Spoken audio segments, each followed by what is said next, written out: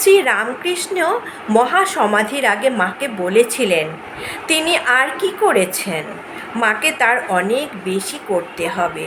শ্রীমা পরবর্তীকালে সেই অনেক বেশি কাজ করেছেন যত্নে, নিগুণভাবে।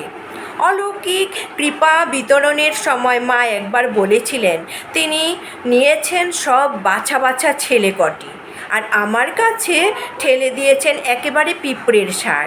মায়ের দীক্ষিত শিষ্য ও অন্যতম জীবনীকার মানদাশঙ্কর দাশগুপ্ত লিখেছেন, এই পিঁপড়ে সারের জন্যই মা দয়া শেষ বা চিন্তার অবধি ছিল না।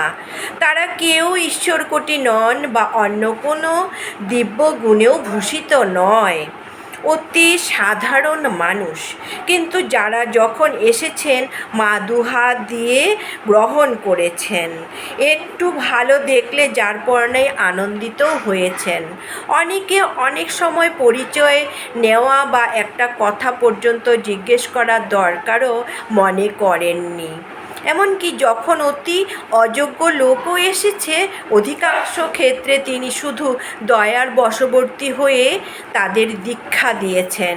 খুব অল্প ক্ষেত্রেই কাউকে ফিরিয়ে দিতে চেয়েছেন, কিন্তু তারও বেশিরভাগ ক্ষেত্রে একটু কাঁদাকাটিতে তিনি হার মেনে দীক্ষা দিয়েছেন।